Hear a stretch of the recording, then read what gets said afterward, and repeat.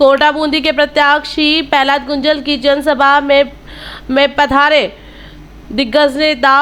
PCC अध्यक्ष गोविंद सिंह डोटासरा और सुखविंदर सिंह रंधावा क्या बोल गए, सुनिए।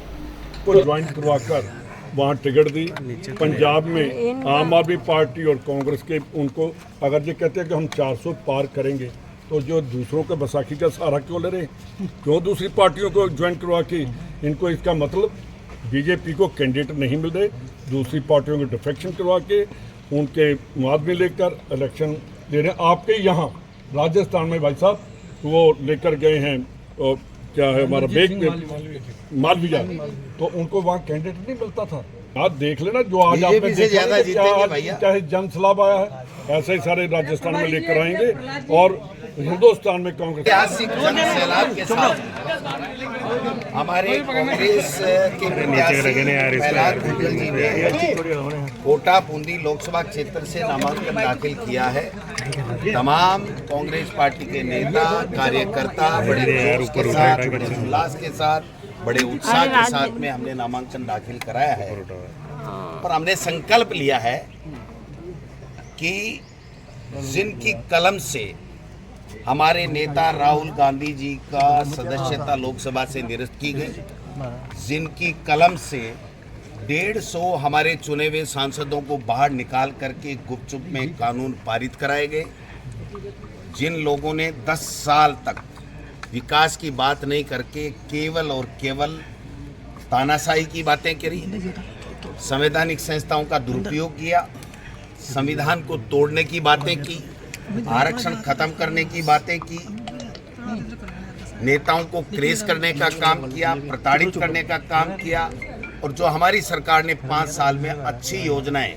जो जनहित की योजनाएं थी उनको अब 4 महीने से बंद करने का काम कर रहे हैं। मोदी जी 70 साल का हिसाब मांगते हैं लेकिन इस 10 साल का कोई हिसाब नहीं दे रहे हैं और यहाँ के भारतीय जनता पार्टी के प्रत्याशी ओम बिरला जी भी यहाँ पर 10 साल का कोई हिसाब नहीं दे रहे हैं और हमारे नेता आदरणीय शांति धारीवाल जी ने और सब ने मिलकर के यहाँ पर इतने ऐतिहासिक विकास के काम कराए हैं जो 100 साल में नहीं हुए। मैं समझता हूँ कि इन सब हमारे 5 साल के कार्यकाल के विकास के काम प्रहलाद गुंजल जी की जो साफ स्पष्ट और ईमानदार छवि और जिस प्रकार से ये जनता के लिए, गरीबों के लिए दास बनकर के सेवा करते हैं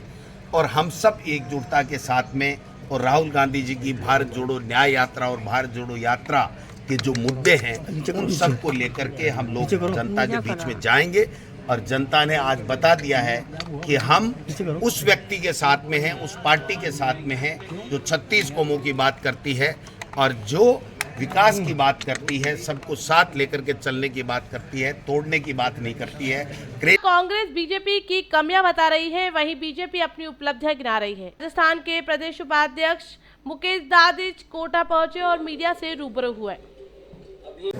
एक प्रकार से 24 से लेकर के 29 तक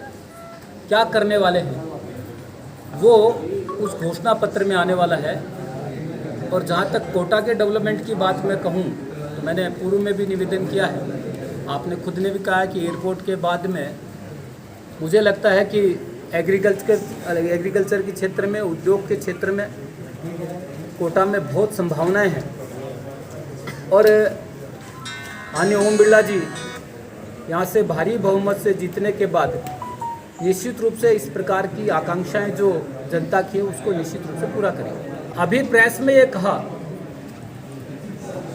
कि इस देश में नरेंद्र मोदी जी ने 10 साल में मोटे तौर पे डेवलपमेंट की राजनीति क्या होती है उसके आधार पे वोट पड़ता है क्या है ये करके दिखाया। इस देश में गरीब कल्याण के नाते से कुछ हो सकता है ये करके दिखाया। 25 करोड़ लोगों को गरीबी रेखा से बाहर लाए। इस देश का आत्मसम्मान जग सकता है, उसमें राम मंदिर भी आता है, उसमें धारा 370 भी आता है, उसमें महाकाल का कॉरिडोर भी आता है, उसमें विभिन्न प्रकार के मंदिरों का जीर्णोद्धार जो मोदी जी ने किया वो भी आता है। इसमें इस देश के युवाओं को बाहर से जो कई संकटों में फंसे उनको लाना भी आता है। तो इस देश के मान सम्मान को जगाने का जो काम है वो मोदी जी ने किया। ऐसे तमाम मुद्दे हैं जिनको लेकर के भारतीय जनता पार्टी जनता के बीच में जाएगी। आज देश में जिस प्रकार का वातावरण बना है वो ऐसा बन रहा है जैसे कांग्रेस एक प्रकार से दिखावे के लिए चुनाव लड़ रही है, वॉकओवर सी देती हुई नजर आ रही है। आपने जैसे पूरा स्वागत उनका कांग्रेस में वो दिखा आपने, अब उनका आत्मसम्मान क्या कर रहा होगा वहाँ, जब एक भरी सभा में उनके प्रतिद्वंदी कांग्रेस के नेता ने जिस प्रकार से उनको जलील किया, ये उनको उनका जिस प्रकार का व्यक्तित्व वो कैसा महसूस कर रहे होंगे तो वही बता सकते हैं। मुझे नहीं लगता, मैं ये कहना चाहूँगा, पहले भी मैंने आपके बीच में कहा था, जिस व्यक्ति की आस्था भारतीय जनता पार्टी में है, भारतीय जनता पार्टी की रीति नीति में है, भारतीय जनता पार्टी की कार्य पद्धति में है,